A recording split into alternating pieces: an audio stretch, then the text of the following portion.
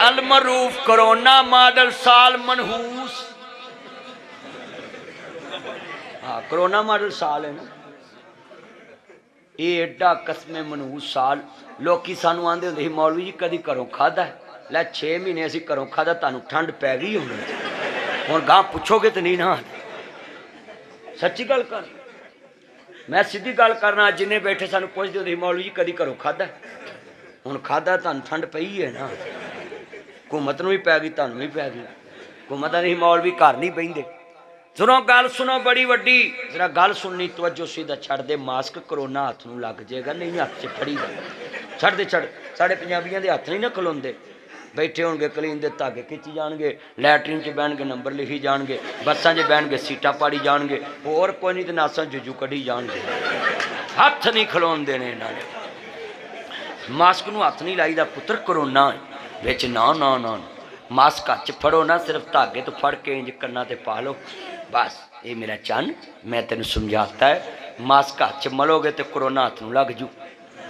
अज इस महल्ले च ना चन मैं चाड़ना पहले हुकूमत ने चाड़िया 2 साल हो गए गरीब वेखन दा। बोलो चन हुकूमत ने चाड़िया तो वेखन ते गरीब ही आंदे से असीं लियाउणी है तब्दीली हुण नच्चण। ये गरीब भी बहुता नचते ही रक्शे पर जाते पर ये गरीबां नूं बहुती आखर आई हुंदी है अमीर तो घरों नहीं निकलते। हाँ जी अमीर कितों निकलते आ गरीबां नूं आखर आई हुंदी अपने 5-6 बार रक्शे च बाए चल मेरे घर। सच्ची गल ये नचन टप्पन जाते हैं तो हुण 2 साल हो गए नचन दे हुण गंढे पुछदियां दा रेट पुछदियां ही रोन लग पैंदे। आलू 150 तो टप गए ने। हाय हाय कोकला छपाकी जुमे रात आईए महंगाई इथों वाम दे शाम ताईए।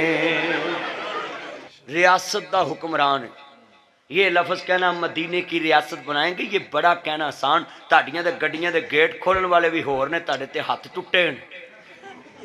सच्ची गल इन्हां हुक्मरानां दियां ते गड्डियां दे गेट खोलन वाले भी होर ते बूहे खोलन वाले होर ते इन्हां दियां कुर्सियां घुमा के इन्हां नूं कुर्सी तो लाउण वाले होर ते बिठाउण वाले होर ते जनाब जी इन्ने मुलाजम ते इन्हां दे मूहां चमचियां ते जनाब बर्गर ते पीजे पाउण वाले होर।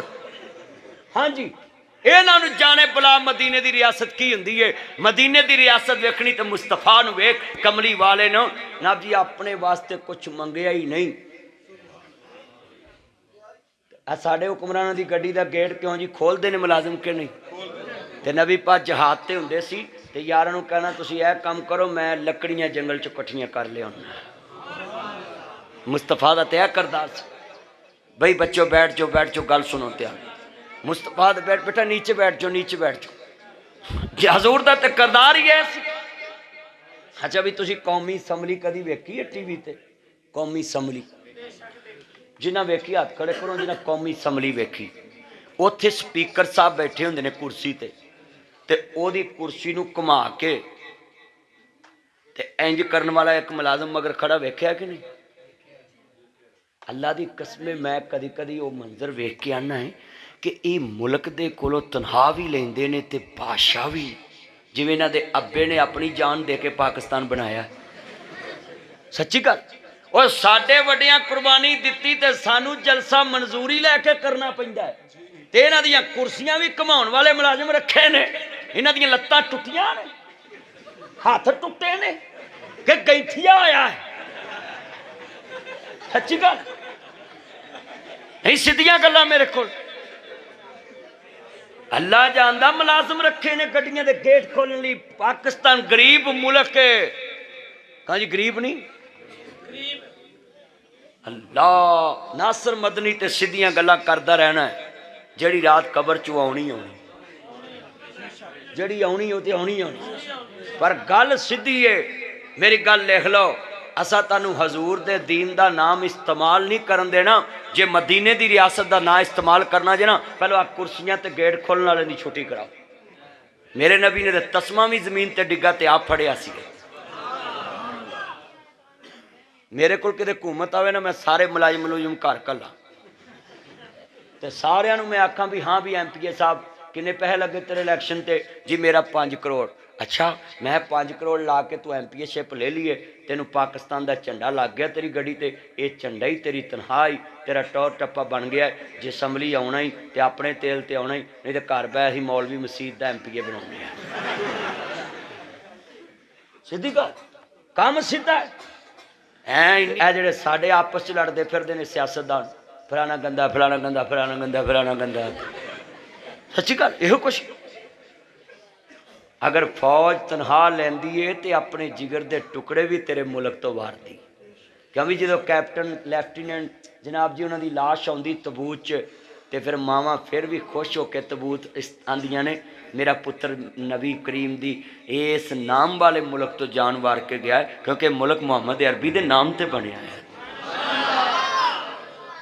अल्लाह पाक फौज की हिफाजत फरमाया। साड़ी पुलिस वेलो बाहर खड़ी रही बेचारी, एक 30,000 ते नौकरी कर देन चलिया तो मुल्क की मुहब्बत लिए नौकरी कर दे। 30-40,000 की तनख्वाह। इन्हों का रंग जो भर्ती होया वेख्या करो चिट्टा होंदा है, जो रिटायर होंदे ने काले होंदे ने, इन्ना घट्टा पैंदा मूँह ते। सच्ची गल, रोड़ा ते हेपाटाइटिस हो जाती है ना। बड़ा औखा काम है मुल्क की नौकरी करना, नाके ते खलोना, कन बोले हो जाते हैं हारन सुन सुन के। मेरे बच्चों अपने मुल्क के अदारियां का दफा करया करो। मगर आज जेडे मैनू आंदे ना कि जी आ सियासी लोगों के गल ना करया, क्यों ना करिए, ये फरिश्ते ने बल्ले ना करिए गल। साड़ी गड्डी तेल ही पवाउंदे, हाँ कारी समान ने तेल पवाना, भट्टू साहब ने पवाना है।